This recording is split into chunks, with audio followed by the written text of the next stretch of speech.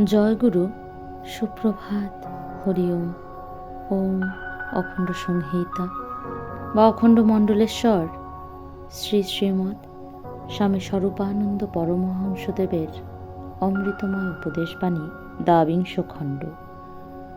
অবতারবাদ ও সাম্যবাদ।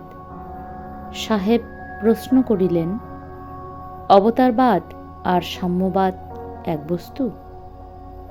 এটা তো একটা আশ্চর্য কথা হলো। শ্রী শ্রী বাবামণি বলিলেন, অবতারবাদ আর সাম্যবাদ যে একটা টাকারই দুটো দিক, একথা মানতেই হচ্ছে।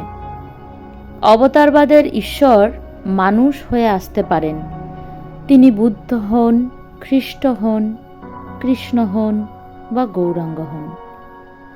অবতারবাদ মানুষের মূল্য বাড়িয়ে তাকে ঈশ্বরের সমান করে দিল।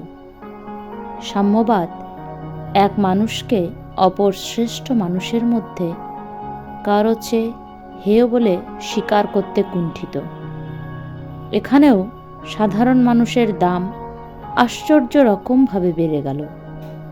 দুটারই চূড়ান্ত ফল মানুষের মূল্য বৃদ্ধি, মানুষের ইজ্জত বৃদ্ধি।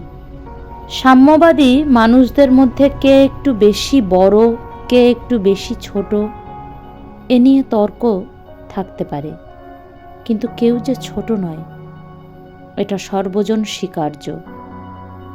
অবতারবাদের ভেতরে কে হচ্ছেন 10 আনা অবতার, কে বা 12 আনা, কে বা 16 আনা, তৎপরে কে আবার 18 আনা, এই নিয়ে তর্ক উঠতে পারে, কিন্তু কারো ঈশ্বরত্ব সম্পর্কে কোনো তর্ক নেই।